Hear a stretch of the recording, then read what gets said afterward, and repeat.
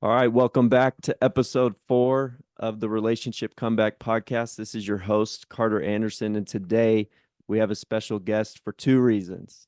Number one, most importantly, he's a huge North Carolina Tar Heel fan. And so you already know all the words and wisdom that's going to come out of his mouth is A1. It's going to be incredible. He's got the right perspective on him. Cheers for the right color of blue. So you already know he's legit. Brother Thibault, real quick, will you let us know how long you've been a Tar Heel fan and why you chose to be a Tar Heel fan?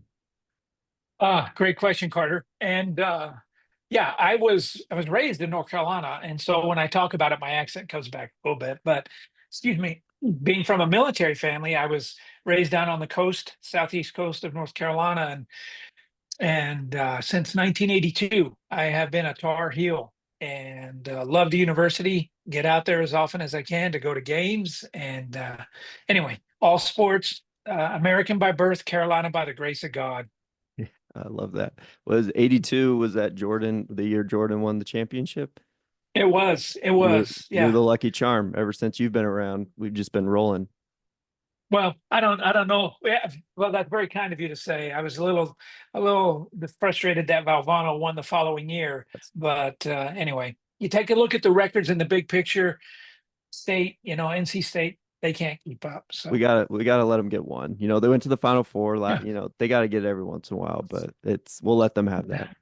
That's cool. Well, there do you you want to go. give our listeners a little bit of a background on like kind of who you are and kind of your field of work and expertise so they can kind of get a picture before diving into some of the topics we want to talk about today of kind of maybe the expertise you bring to this conversation? Sure. Yeah. Thank you. Thank you. My license, I'm a licensed marriage and family therapist, and I've been in practice, been licensed since about 1998. And my PhD is in counseling psychology, but I've always leaned into the marriage and family therapy field because of the emphasis on systemic relationships. We know that relationships and individuals don't exist kind of in a vacuum, that the family system really is the core of change for people who want to change. And so I've always been licensed as a marriage and family therapist. And some of the background, two-term past president of the Utah Association for Marriage and Family Therapy. I just concluded 9 years being on the board of directors and the president of board of directors of the Association for Training on Trauma and Attachment in Children. And I love that organization. And some of the highlights, um, I was trained directly by Dr. John Gottman, who many people know is, one of the foremost researchers on relationships in the world, researcher, psychologist. And then recently I taught with Dr. Stephen Porges, who's the founder of polyvagal theory, which is just blowing up in medical schools and in therapy schools as far as a theory on safety and relationship safety. And so I've been so blessed to rub shoulders with some really phenomenal, fantastic researchers, teachers, and people who have lent their expertise to me to Mhm. help me become a better therapist. Can I ask you again, clearly, just as you're talking, you're way too overqualified to be on this small podcast. So again, I really appreciate you taking the time. But That's nonsense. what has kept you in this field? Because I think at least, usually you're like, all right, I want it. Like at least for me, that's kind of my career path right now is trying to pursue a similar master's program and things like that. But I want to do it to help kids my age and help them build relationships. But what keeps you in it? Because I think that probably changes throughout the course of a career. Yeah, that's a great question. And what's interesting is relating to that, Carter, is the idea that my career has kind of gone into different chapters. And so I started off working with teens in treatment programs and did the training with John Gottman. And so then I opened a private practice and focused really with adults and marriages and relationships. And I love that. I really, really enjoyed that. But I also knew I was doing research on adopted children because I was troubled by how many adopted kids were in treatment programs and in mental health. Mhm. A dirty little secret out there is that 30 to 40% of all the teenagers in all the treatment of mental health in the country are adopted. But they're less than 2% of the population. So I did research on that. When I did my PhD, my dissertation was on the incidence of adopted youth in residential treatment, and we just became passionate about adoption causes because those folks are underrepresented in the mental health field. So having a passion for that. And now I'm switching gears again and working with young adults and still dealing though with some of the challenges for adopted young adults, Mhm. dealing with some of the mental health challenges, that are faced by a lot of young people your age, uh, because there's not a lot of resources out there. So that's a long way to say I'm passionate about what we do, and I believe in marriage and family therapy. I believe in systemic work, and like most folks who become clinicians, a lot of it stems from our own childhood. And I want to help people the way I wished I would have gotten help when I was a child, and Mhm. things were deteriorating in my own home, my parents divorcing, and some of the things that I suffered. So, um, just really, really believing in what we do, and that we are of help to people. No, I love that. That's kind of why I started this podcast, because again, there's some material out there on dating and relationships, but even specifically to our culture, being in Utah, there's just like, Mhm. I remember, just you're trying to do your personal study. You're like, man, I wish there's a conference talk on dating Yeah. more so than this or whatever, and there's just not a lot of resources. And I'm like, clearly, there are some, but I'm like, all right, whatever. I'm just gonna start making content because I'm gonna be the person that I wish I had in my life. And that I think that goes for dating is like, all right, well, I want to become the person that I wish I had in my life, and whatever I know I'll be blessed for it, and hopefully other people will as well. But I think maybe it would be a good place to start is, I think, and especially maybe with your background in trauma, and I don't want to use the word trauma lightly, but I think Mhm. I was listening to a podcast and they said anytime your whatever mental stimulus goes above like a 7 out of 10 out of pain, there's an opportunity for like trauma. And again, that's relative to the person experiencing it. There's an opportunity Uh, for trauma to kind of start to develop. Um, and I think in the dating world, the constant rejection, maybe if it happens once, it's not a big deal. It happens twice, it's not a big deal.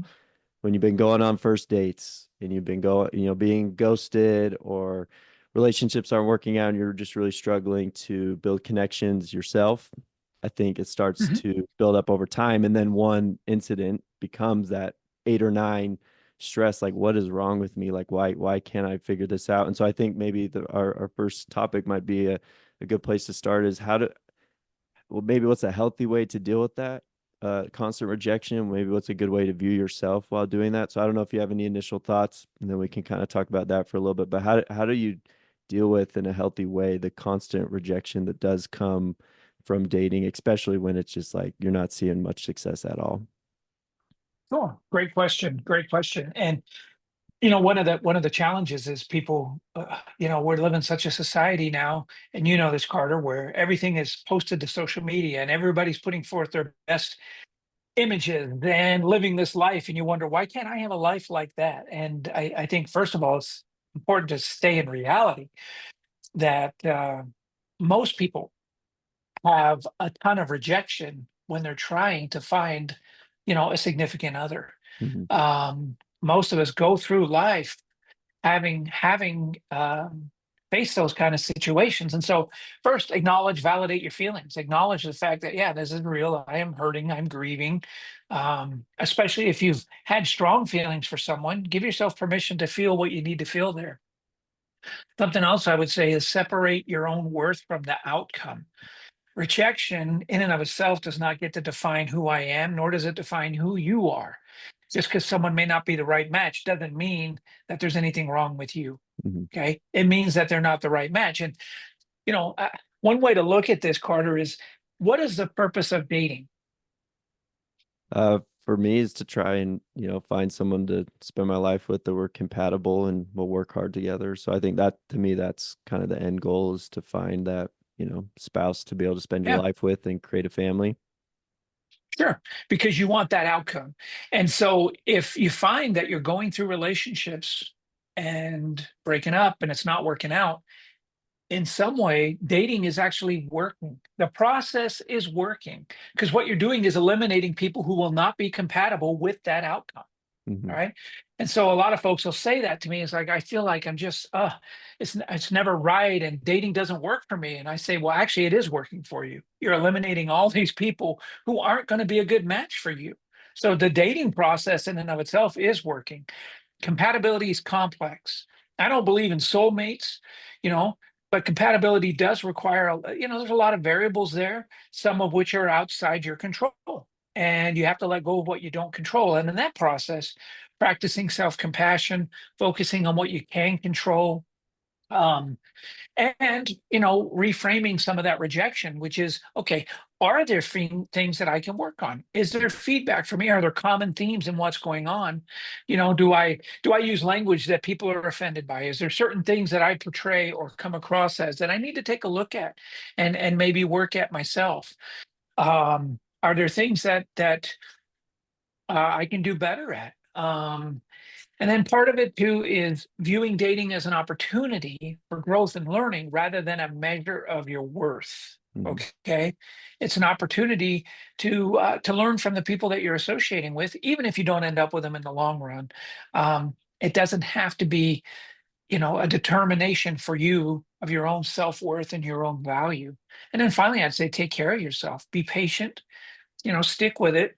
But the self-care piece is important, making sure that you're taking time to focus yourself on yourself, taking care of your spiritual self, your physical self, your emotional self by being with other people, being with people who lift you up and taking time for yourself. There's a lot that goes into making relationships work. And so there's this an illusion I hope we can dispel that we find soulmates and it just goes from there. And that's Mhm. just not reality.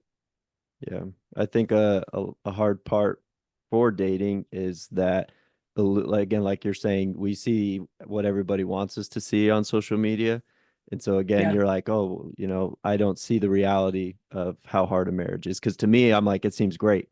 It seems like you got that partner there all the time. You have your BFF. It's just like a movie all the time. And again, I know it's not like that, but again, there's not as much framing for that in my mind. And so then it's like, well, my life stinks compared to whatever I'm seeing on social media. Yeah, yeah. Well, and if I can touch on that, one of the things, I loved working with Dr. John Gottman, who is really the foremost researcher on marriages, I think, in the world right now. He would tell us every relationship is a clash of cultures. Okay. And the reality, Carter, is most relationships are boring. Most relationships are pretty humdrum. They're not what we see in Hollywood. They're not what we see in social media. Most people come home at the end of the day and they're kind of blah, right? And here's an example of the clash of cultures. Okay, because every family, healthy families, disagree as much as unhealthy families, if not more, because they're not afraid to bring things up. Right. Hmm. So here's an example of a clash of cultures. When my wife and I were married, I came from, like I said, Southeast North Carolina, and we were a pretty poor family. Didn't have a lot. My wife's family, while not wealthy, she's always been comfortable, right? So if you can picture this, we're newlyweds. We're at Utah State, where I was getting my degree. And we decided because she's better with money that she was going to pay the bills. She'd handle the bills. So she goes into the bedroom because we had this tiny little apartment and she's paying the bills and she comes out with this very serious look on her face, Carter. And she goes, I just paid the bills and we have $25 to last us the next 2 weeks. And I said, are you serious? And she goes, yeah. And I said, that's fantastic. You paid the bills and we have money? And she goes, no, you don't get it. We only have $25. And I said, no, you don't get it. We have $25. So I ask you, who's right and who's wrong? I mean, you're both, again, like you said, it's that clash of different backgrounds. So you're Yeah. both, yeah. Yeah.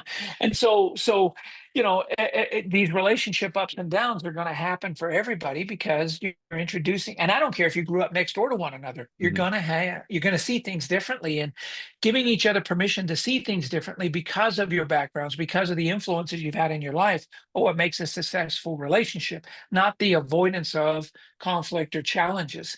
And again, you don't typically see that in social media and in Hollywood. You see the glorious vacations and you see the happiness and everybody's thrilled. Good for them, but that's not reality for most of us.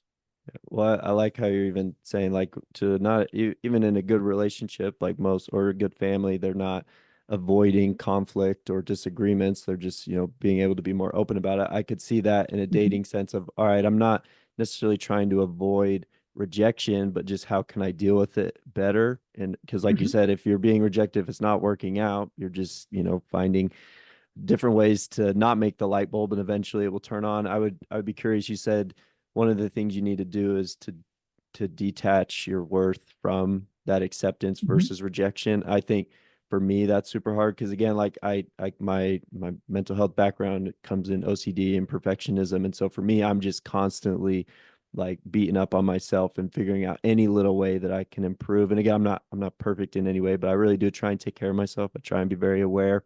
And so it's hard for Mhm. me to detach that like worth of being accepted. So I'd be curious, what are some like specific applications to that of like, all right, how do I actually detach my worth from X girl that says yes or no? Yeah. Well, it's a great question. Um, Part of it is the mental game we play, right? And so you're somebody who has this locus of control that says if something goes wrong, then it must be my fault. Mhm. Well, first of all, who says it's wrong? Who says it's a fault? So challenging that perception, why does it have to be somebody wrong? Why can't it be two people who are simply not compatible and doesn't mean there's a fault in either one of them? Another thought, another way to look at that as well is the idea that can it not be their stuff, right? While you're telling yourself it's my stuff and I'm the reason it's not working out, why can't you attribute something to them that maybe their stuff's going on? Maybe they're not ready for the relationship. Maybe they're not ready to be vulnerable. Maybe they feel like, and this is actually pretty common, you're too good for them. So they're just going to end it now because in the end, when you really get to know them, you're going to dump them anyway. Mhm. And so let me just save myself the heartache of that. And I'm just going to end it now because I'm not ready to be vulnerable. There's a lot of variables that tie into the way we do that, the way we put our worth into the outcome. The other thing I would say uh, to that is just recognizing again that there's so many complexities to relationships and realizing it's very very normal for people to struggle in being vulnerable and in allowing people in, and when it works, fantastic, wonderful. Mhm. But you got to go through a lot of trying and a lot of challenges um, to really find that person. Now, the other thing I would add is I want you to do an experiment, Carter. Okay, well, let's All do right, an let's try experiment it. right now. Okay, I want you to think about every emotion, every feeling you've had, every urge you've had in the last 24 hours. If you acted on every single one of them within the last 24 hours, where would you be right now? I don't I probably wouldn't have And gone to bed because I would have just been like watching TV or playing on my phone or, those little like urges to do that or I don't know. That's probably I probably would just be super tired and just playing video games or something like that or wasting time or things like that. That's probably where I would be. And I probably wouldn't be very happy. I was in kind of a bad mood yesterday. I went to the gym and I shot well, but I kept missing shots that I know I did. So I probably would have been pretty grumpy about it. But that I don't know. That's probably where I would be. Very tired, wasting a lot of time and in a pretty bad mood. well, a side note, when I ask that question, I do that experiment with people. The most common answer, Carter, is jail. I would be in Okay. jail if I kid you not. So it makes me worry about society on the whole. But anyway, that's a different story. The reason I ask you that is why didn't you act on every one of those urges and feelings? Why didn't you? Um I mean, again, one thing that just with struggling with OCD and mental health throughout my life, I try and recognize where thoughts are coming from, Mhm. and it's pretty in that realm. It's pretty easy for me to tell where they're coming from. Like, all right, if I'm gonna stay up all night and play video games or scroll Instagram, I that's not gonna help me get to where I want to go. So that's kind of where I view it is where's this thought gonna lead me, and I don't want to go down that path. So. Yeah, which is fantastic because what's happening there is your limbic system is communicating through what we call this neural substrate with your lower prefrontal cortex, right? It's an information superhighway. You have urges and then you think through them and go, and that's not smart. I'm not going to do that. Why do we not do that with relationship feelings, right? We give so much weight Mhm. to these feelings we have about dating and rejection It's sort of like sometimes I feel like the best therapist in the world. Sometimes I feel like the worst therapist in the world. Neither one is true. They're just feelings. So why do we give some feelings so much weight as if they reflect the reality of the situation versus other feelings and urges? We just go, I'm not going to do that because that's not good. So going back to your original question about separating our worth from the outcome, they're just feelings. And yes, they're real. And yes, we have to acknowledge and validate them. At the end of the day, do they really reflect the reality of our value? Most likely not, because most of us are going to be terribly hard on ourselves, worse than anybody else, Mhm. and very, very judgmental. Um, it's like President Uchtdorf has said, and I think it applies to ourselves. Um, we need our love more than we need our own judgment. Do you have any like for kids my age direct like things you can do every day to try and kind of recenter yourself on that? Because again, like I'm right now I'm not on the dating apps, but when you're on the dating apps, it's Mhm. just like that constant like this is I mean you're just getting rejected over and over and over again, and you get a couple like for people that are really like that this is something that they're going through every single day. Do you have any direct like ways to recenter or like journaling prompts or anything like that that you're like, I would recommend to do this if you're in a situation where you're potentially seeing a lot of rejection to try and like maintain this positive sense of self-worth to be able to detach from that? You know, uh, One of there's a lot of ideas about managing that. You've highlighted a couple of them, such as journaling and writing down the things we're telling ourselves, documenting our thoughts, what have you. But one simple way, and I call it the jury question, is would the 12 people closest to me, who I trust the most in this world, agree with this sentiment I'm feeling right now? Mm. And maybe bouncing it off of them and asking, I'm struggling, I'm struggling with this rejection. And here's what I'm telling myself. I want to know what you really think. And then being open to the feedback. But would a jury of those people agree with what I'm telling myself? And if not, then maybe I'm being too hard on myself and I need to figure out what it is about this situation that I'm just putting it on myself rather than keeping it real with myself. There's so many variables that go into that. The other thing is, what is the purpose of my dating right now? Is it to fill my cup Mhm. or is it to find companionship? Because if I'm already setting it up that I need that person to feel an empty spot in me, then that's putting a lot of pressure on somebody very early in a potential relationship.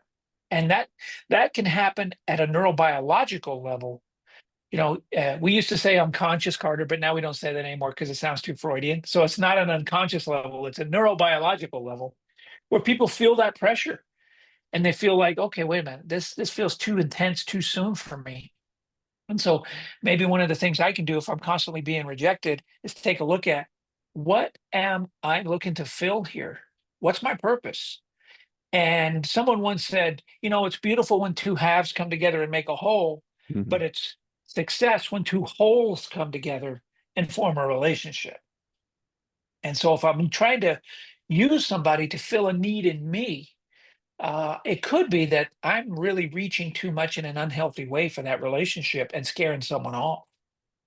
How do you again like obviously you probably want those things filled in your life the Sure. to be able to have someone there. How do you maybe not even present, but like actually believe like I'm going into this to try and find companionship versus trying to fill a void in my life? How do I present that on a first date, or how do I present that, or like actually believe that to try and shift that perspective so that because I again like you're saying that that pressure probably surely is felt within yourself, but I'm sure there are times where the other person is also feeling that. Like how do you Sure. try and shift from, all right, maybe I'm just I do want companionship, but I also have this void I'm trying to feel. How do you move it more to that healthy place of I'm trying to find companionship. If the rejection comes, that's just another way to, that wasn't a fit, and moving on to the next thing. Yeah. Taking a look at personal growth, and what are your expectations, right? Someone said in a BYU speech not too long ago, I love this quote. It was expectations are preconceived resentments. And if we go into it with certain expectations, then ultimately we can be creating, these preconceived resentments. The idea is to just calm your expectations, go into ease into things, and take a look at: am I trying to fill a loneliness gap? Am I trying to fill a depression gap? What am I looking for? And if there are needs that are there that could be clinical, depression or Mhm. anxiety, um, if they're impacting your life and emotional stability, dating could actually be contraindicated because it can add more stress and hinder your healing process. And so being self-aware: what is my goal in this? What is my purpose? If I want companionship and I want to create a friendship and then ease that into a relationship, fabulous. But if I'm putting all these expectations into it and front loading it, then maybe I'm not doing this for the healthiest reasons. Maybe I'm doing it again to fill that cup for me, which puts a lot of pressure on them, makes people feel uneasy. Um, and we all have, let me be clear, we all have anxiety on first dates and Mhm. second dates and third dates, right? That's normal. That's that wonderful, wonderful stress that we feel in those moments. Um, but if we come away from that feeling like a failure or being very self-critical, then that might be speaking more to something beyond that typical anxiety. That might be speaking more to: what am I trying to fill within myself, that I'm expecting this person to take care of? I think that kind of leads perfectly into the next question I have for you of like, and again, I'm not excluding myself from this group because again, I'm sure I'm not coming to the table on every single date in the best headspace or anything like that. But I see a lot of my friends, I see a lot of my family members in similar situations, and it seems like someone's mental health and their kind of emotional well-being can really negatively impact their ability to form and make connections with other people. From Mhm. your perspective, kind of what's a good gauge to be like, am I in a good spot to date? Because I think some people they take it to the extreme of I need to be perfect, ready to go, and then they're Yeah. never ready to go, and they're just constantly leading people on, and it never happens. And then you got the people that are like, I'm just gonna go for it, and they're bringing all this baggage, and they're just taking people down with them. Kind of what's a healthy way to try and gauge for yourself, like, am I in an emotional and mental state to be able to be open to dating? Like, I guess maybe what are some signs for things like you're in a good spot, or maybe some signs it's like, all right, maybe you got some work to take or work to do on yourself before we try and bring in other people. Yeah. Great question. One, and I'm thinking of my own experience. I had some childhood trauma, right, that I experienced, and I remember when I would date young women, in my late teens and early 20s, before and then later after my mission, I struggled with anxiety, severe anxiety in those, because I felt like I was telling myself I had to be perfect. And it felt like I was reaching up to find that partner. I never felt equal to that partner or good enough for. And in the reality was different than how it felt.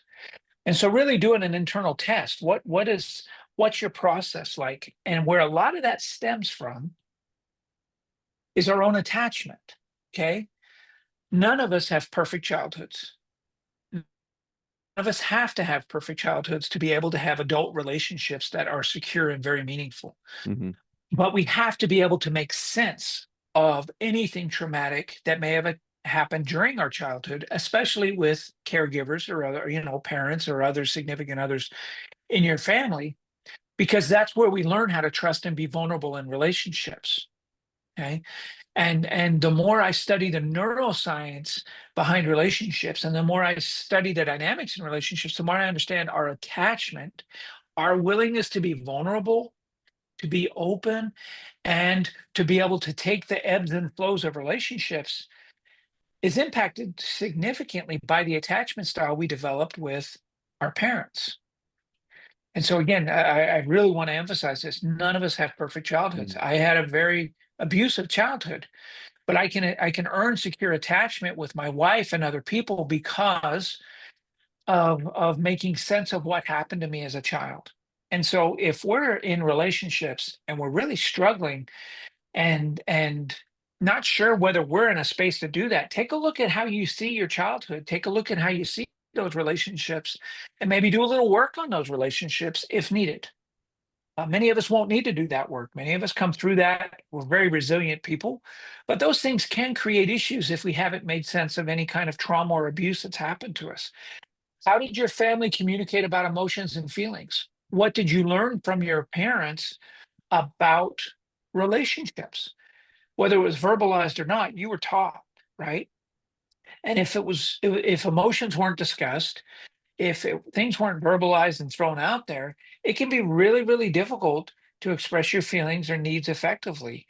And then that creates misunderstandings and needs of emotional disconnection. You don't want to be vulnerable to other people, or you become the opposite. If you felt rejected or you struggle with attachment with your parents, you become very clingy. And that's what I did.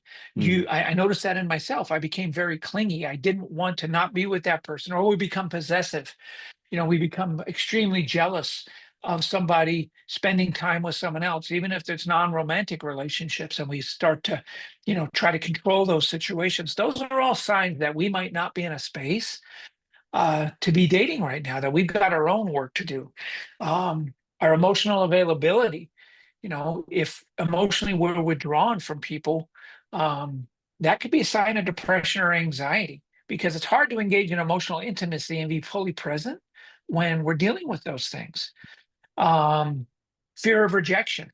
If we struggle with this fear of rejection, you know, um, it might avoid us to, it may lead us to avoid dating or potential partners away, or be very judgmental of ourselves. And so, those are all signs that maybe we're not in the best spot um, to be looking for someone else right now. Um, yeah. well, just as you're talking, I'm just like, it's amazing that anyone is able to form relationships. Because I'm like, I can think of friends or families or myself, and it's like I think we all fall into one of those categories to some extent. Like you said, all of us, none of us have a perfect childhood. So I guess maybe what's kind of the balance there of like, okay, well maybe I do struggle with these things, or I have a little bit of work to do on myself.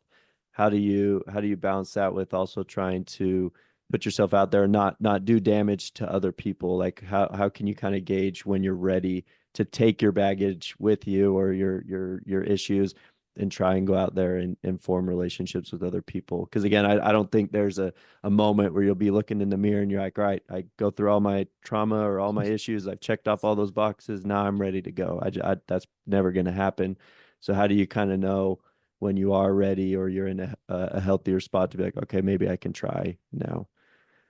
Well, one thought might be when you're actively working on your mental health, and I'm not saying everybody needs to go to therapy, but for those who would need it, engaging in therapy, practicing your self-care, and having a library of healthy coping mechanisms, right? How's your emotional intelligence? Can you handle a no? Do you act out in ways that demonstrate self-harm, or are you handling things in healthy ways? And by self-harm, I mean, pornography or substances or gambling, or all those things are maladaptive coping mechanisms. Or do we try to handle things? None of us do it perfectly, but Mhm. do we try to handle things in healthy ways through prayer, through talking to other people, through journaling, through taking time to exercise to make sure we're taking care of ourselves. Um, and how would we rate our sense of self? Do we feel good about who we are? Do we see ourselves as a child of God? Do we see our own innate worth? Or do we only matter when we're with somebody else? Mhm. You know, we're ready to date when we know that we can. It's so interesting when we can be alone, then we know we're really ready to be with someone else. How about your ability to communicate your needs? Can you express your emotions to others? Can you express your needs to others? Uh, are you okay with having boundaries with people? And or is that anxiety inducing, right? Do you practice healthy conflict resolution? Because You know, it's not that people have conflict, it's the repair that counts. And so, how are your relationships with the people closest to you? Are they strained? Do you struggle, or the majority of the time, are they pretty good? And when you do have these ruptures, are you able to repair them? You're willing to be emotionally vulnerable. You know, you're able to extend some trust. Isn't every relationship at some degree an extension of trust, that we're going to trust that our partner's going to be there for us? And so when we feel like we can extend that trust, that's a really good sign that we're in a space to be vulnerable, which means engaging in a relationship. And you're excited about the idea. You have energy, you got passion to go out and to date, and you feel good about it, rather than this is something, again, I'm trying to fulfill a need in me, as opposed to I just want to go enjoy a relationship. Mhm. And that, there's a difference. I just as you're talking, I'm just curious, is the application for this same for men and women? Because again, like if I'm a guy, I'm like, okay, I can maybe start to see some of those traits in girls, and then maybe that to me that's an indication that they might not be ready, and so then that's an opportunity for me to not pursue that. I don't have the perspective of a female, but are these traits or attachment styles, are they pretty equal across the board, of like you can tell if someone is an anxious attachment style or an avoidant attachment style? Is it pretty similar for guys and girls, in the sense of, as I'm going out there dating, looking for people, to be able to tell, okay, maybe that's a sign to me that they're not in a space uh, regarding men and females? Mhm. Yeah, great question, Carter. So you may remember years ago there was a book called Men Are From Mars, Women Are From Venus. You may be too young for that. So, I've but heard of anyway, it, but I have not read it. yeah, yeah. And it was written by a gentleman named John Gray. And John Gray had never done any research with couples. His license was a driver's license. He didn't have a license to practice mental health therapy or marital therapy or what have you. But he wrote a very successful book based on the idea that men and women are very, very different. And it helped a lot of couples. Some research showed that it didn't help as many couples because it emphasized differences as opposed to similarities. So, to your question, Dr. Gottman, the gentleman that I worked with who'd done tons of studies, Nobel quality research, he found that men and women are far more alike in what they want in relationships and in their styles than they are different. And at the end of the day, we want acceptance, we want reciprocity, and we want to know our partner's got loyalty and is going to be there and has our back, right? We also want that spark, that passion that gets ignited. We want trust. All of those things are important for us men and women. And so at the end of the day, we're far more alike than we are dissimilar when it comes to what we want in relationships. Yeah, there are certain differences, and especially in the way we respond to challenges. Um, Men typically do withdraw, not because we don't care in relationships, but because if we can't fix it and we start to become emotionally engaged, we care so much, we don't want to make it worse. So we disengage. Mhm. And it looks like we don't care. It looks like we're just walking away. But in fact, we care so much. We just, more than anything, we don't want to make it worse. And if I can't fix it, I don't want to deal with it and make it worse. Women, on the other hand, are engagers. It's so interesting because in a relationship, Ben will often complain that she keeps bringing things up. Well, when women feel heard in the relationship, they stop bringing things up because they feel heard. And so you can see where this approach avoidance happens, where women approach, try to engage their partners, and the men disengage if they can't fix the problem. And it looks like they don't care. And this creates this cycle. So in some ways we're dissimilar, but by far, ultimately at the end of the day, we both want to be accepted and trust our partner and feel secure in that relationship. Far more alike than different. I think that's helpful to, at least for me to know, because sometimes it feels like me versus them. At least that's Mhm. sometimes how I feel. It's like, oh, it's just me versus all these girls, and they're just ruining my life. And to try and maybe put it more into the perspective of like we're all we're kind of all on the same team here to an extent. We all kind of want the same things, and maybe the way we interact with and um, kind of go about these things is a lot more similar than we think, and trying to kind of Mhm. self-reflect on that. I think kind of going in. What Yeah, go one ahead. thought on that, Carter, is that I've told myself through the years, just because love doesn't come the way I want, doesn't mean it's not coming. I probably should get that put on my wall in my room, or get like a tattoo of it on my wrist so I see it all the time. It's a good reminder. Obviously, you spent. I think you said you got your degree. It was in 1992 or 98 No, I got my license in license. '98 as a marriage and family therapist. Yeah. So we're going on almost. That'd be 20 years. No, Yeah, almost I'm 30. yeah, almost 30. I Okay. prefer to think of it almost 20. I appreciate that sentiment. We Okay. can stick with that if you'd like. Okay. So with your, 30 years of nearly 30 years of experience in this, what do you think are some blind spots that we have as a society regarding relationships? Like what are things that we're neglecting? What are things that maybe we don't think is a big deal that really is a big deal? Whether it's dating, whether it's relationships that you're like, man, I think we really need to reconsider how we're going about this or how we're handling this or how much emphasis we're putting here.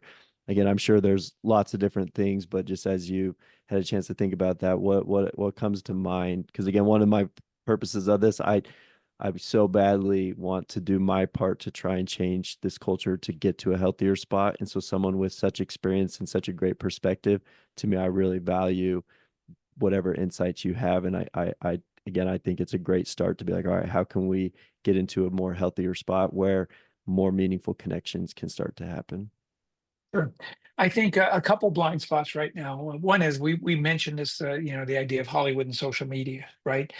The things that are portrayed in Hollywood, and it's fun. And the reason it's in the movies is because it's a fantasy. It takes us away from the humdrum of really real life, which can be very, very boring.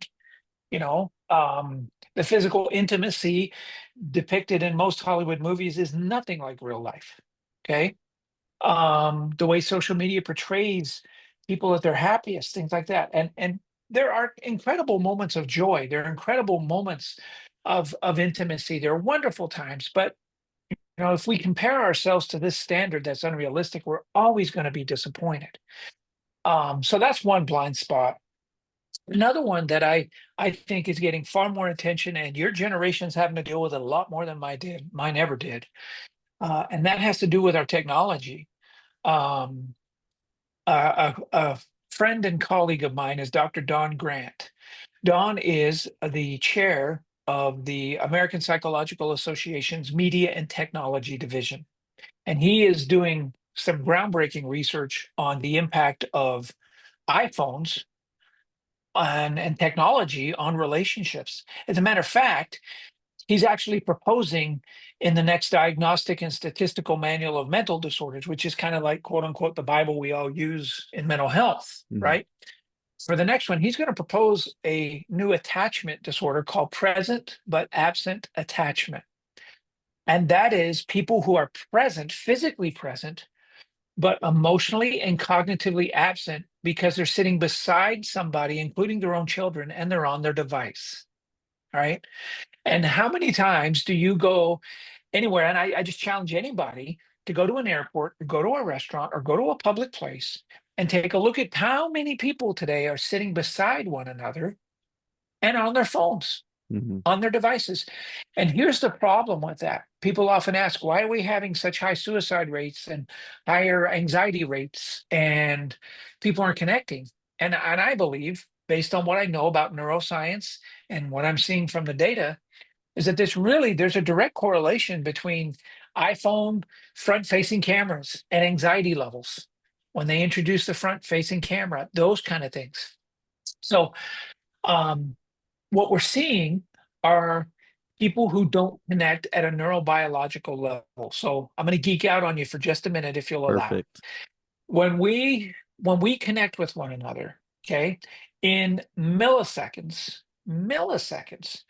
we interpret whether someone's safe or not and whether we can be safe with them at a neurobiological level based on their orbital muscles, based on their faces, based on the wrinkles on their head, based on their tone, the prosody and the way they speak. Our middle ear interprets higher tones as safety and lower tones as danger. especially so for infants.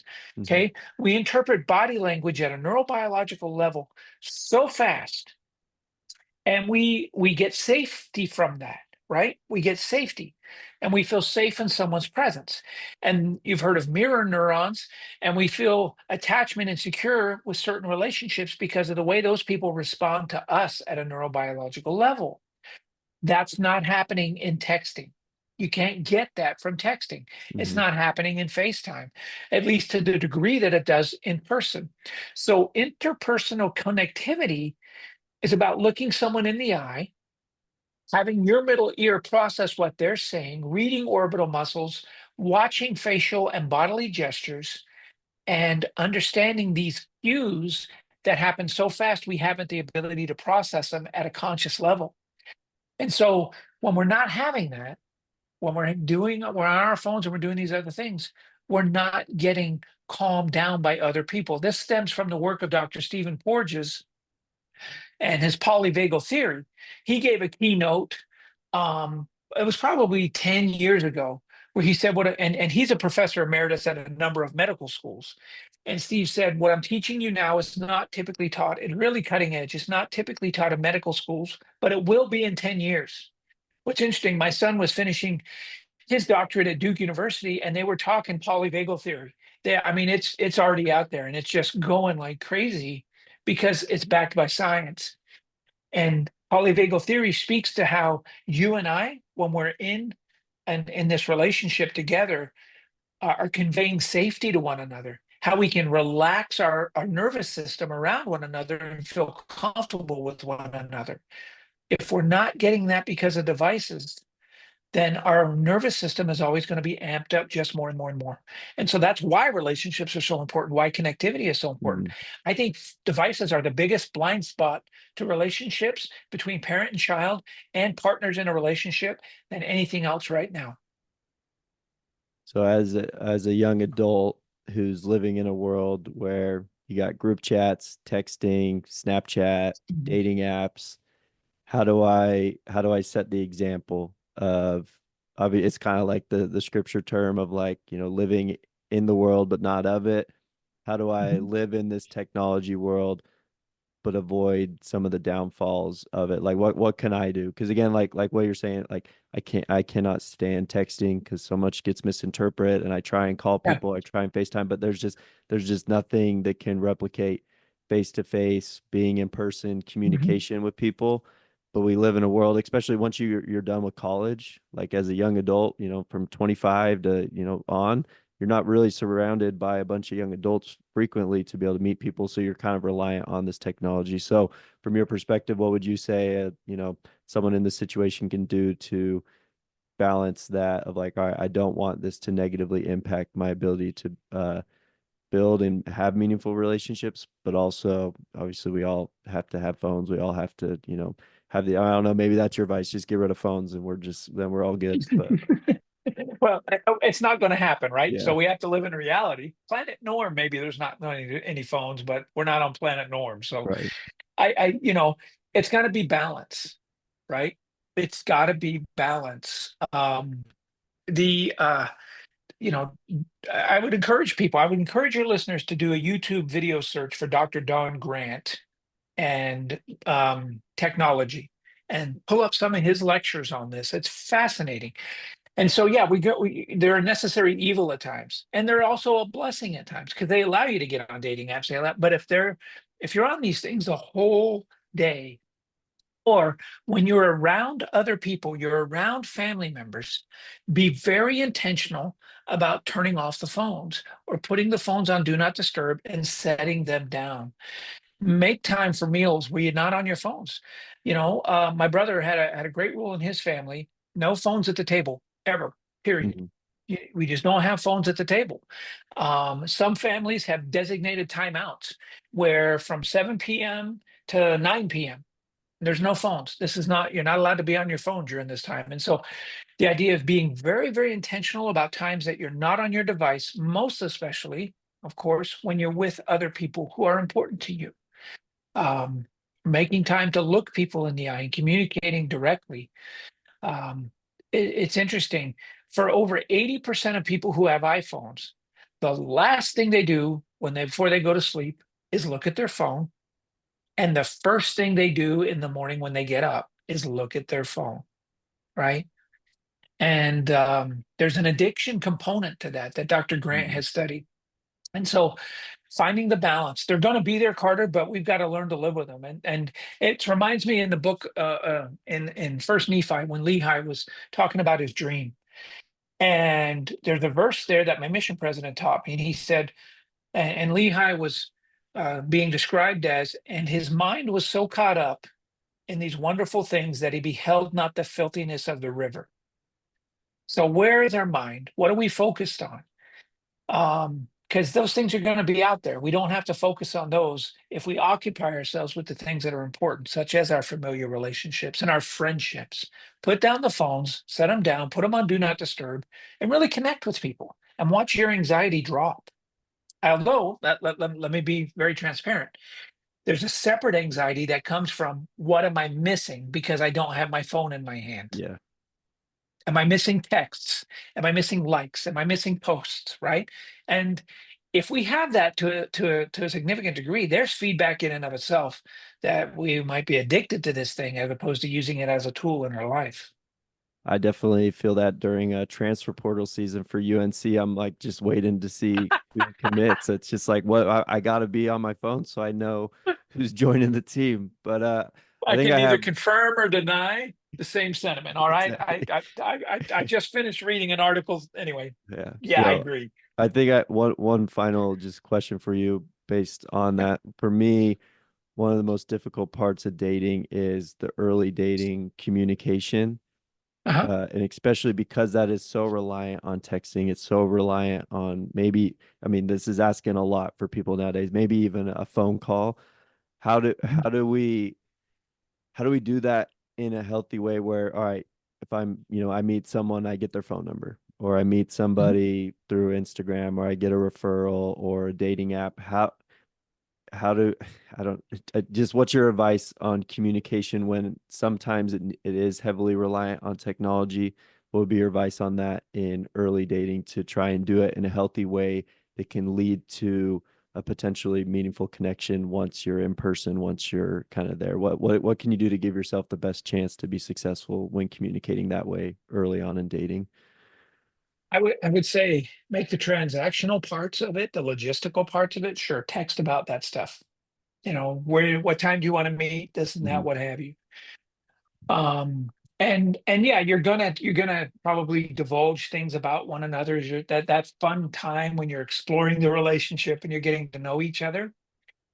But if the majority of your conversation is through texting, then you're not making that neurobiological and might I say spiritual connection. You're getting to know one another at a cognitive level, but that's just one portion of attunement. And if a relationship's going to succeed, you've got to be attuned to one another. And you cannot be attuned to somebody you don't have physical interaction with and eye contact and connection. And if you want a successful relationship that's built on connectivity and attachment, then you can use the phone for certain tasks, but you're gonna have to do that face to face, holding hands, while getting to know one another, having conversations, laughing with one another in person. Yeah, I love that. I'm just like I'm trying to me and my friends talk about all the time like how can we move away from any form of texting to the bare minimum so that you're getting those opportunities to actually connect in person as much Yeah. as you can. And I think it's hard because again, we live in a world where I don't think everybody's on that same page where they're like, I want to connect in that way. But again, maybe that's just a sign that they're not ready to I was form gonna a say relationship. that's data, right? Before, that old expression, before marriage, you go in with your eyes wide open. After marriage, your eyes half shut. It's data. It's getting information. If someone is really more into their phone and wanting to communicate that way, then there could be something they're avoiding. Then it could be something going on. And so your task is to just take a look at that feedback. Is Mm, this somebody I really want to be with who's not willing to draw a boundary there around a device to get to know me better? yeah. No, I love the mindset of viewing it as data and almost sorting instead of rejection, because I think that's a much healthier place to be. I feel like I should have my parents send you. I'm not 26 yet, so I have my own insurance. I'll have them send you my insurance card, and we can charge you for this therapy session. But is there anywhere if someone's interested in trying to connect with you or reach out to you, or you, if you have any work, do you have any whether, I don't, not contact information, but like a website or anything like that, that people, if they are interested in learning more about you or what you do, that they can reach out to or kind of look at? Thank you for asking. Actually, no, not right now. I'm actually not in a private practice right now, but I'm happy to share my number. If somebody wants to reach out and has some questions, if I can be of help to somebody, I'm happy to be. My number is 435-632-7767. And it'd be ironic to say it, but send me a text. Mhm. I'll get Yeah. back to you. Right. Yeah, any of your listeners, I can help them, point them in the right direction for something. Because at the end of the day, we're all here to take care of each other, right? So Yeah. if I can be of help, I'm happy to be of help.